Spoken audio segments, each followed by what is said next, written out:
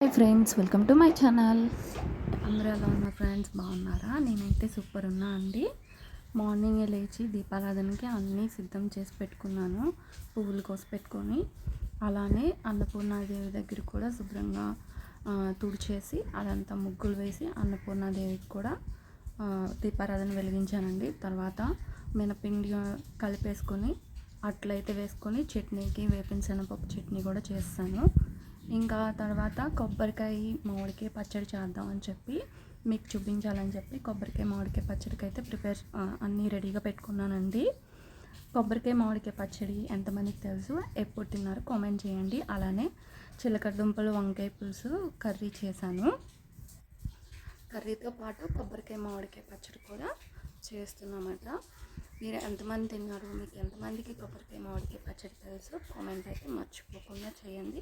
అలానే కొత్త వాళ్ళు ఎవరైనా చూస్తే సబ్స్క్రైబ్ చేసుకోండి. ఇదిగో చూస్తున్నారు కదండి, కొబ్బరికాయ మామిడికాయ ముక్కలు ఇలా చిన్న చిన్నగా కోసి పెట్టేసుకున్నాను. పీలర్ తీసుకున్నానండి డీమార్ట్లో. చాలా కంఫర్ట్గా అనిపించింది, బాగుంది పీలర్. పాత పీలర్ పోయింది, కొంచెం సరిగ్గా రావట్లేదని చెప్పి కొత్త పీలర్ అయితే తీసుకున్నాను. ముందుగా అయితే పచ్చిమిరపకాయలు ఘాట్లు పెట్టుకుంటున్నానండి. అవి కొద్దిగా కట్ చేసి పెట్టుకున్నాను, వేయించుకోవాలి కదా. అలానే కొబ్బరికాయ మామిడికాయ ముక్కలు కూడా చిన్న చిన్న ముక్కలుగా కట్ చేసుకొని పక్కన పెట్టుకున్నానండి. ఈ విధంగా అయితే పచ్చిమిరపకాయలు కట్ చేసుకున్న తర్వాత కొద్దిగా బాండీ అయితే పెట్టేసుకొని ఈ పచ్చిమిరపకాయలని బాగా వేయించుకోవాలండి. ఏ పచ్చడికైనా పచ్చిమిరపకాయలు వేయించుకుంటేనే బాగుంటుంది. అలానే కారం కరెక్ట్గా ఉంటే సరిపోతుంది, లేదంటే టేస్ట్ ఉండదండి.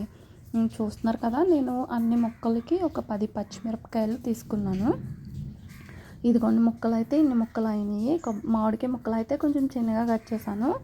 కొబ్బరికాయ ముక్కలు కూడా చిన్నగానే కట్ చేశాను. ఒక 2-3 ముక్కలు అయితే కొంచెం పెద్దగా ఉంచేసానండి. చూస్తున్నారు కదా, అలానే పచ్చిమిరపకాయలతో పాటు కొన్ని ఎల్లుల్లిపాయలు జీలకర్ర కూడా వేసుకున్నానండి. కొబ్బరికాయ పచ్చడికి ఎల్లుల్లిపాయ జీలకర్ర టేస్ట్గా ఉంటుందండి, చాలా బాగుంటుంది. ముందుగా ఎల్లుల్లిపాయలు అయితే వేయించుకుంటున్నాను. ఇవి కొంచెం దోరగా వేగిన తర్వాత పచ్చిమిరపకాయలు అయితే వేసాను. ఎల్లుల్లిపాయ వేగితేనే టేస్ట్ ఉంటుందండి ఏ పచ్చడికైనా సరే.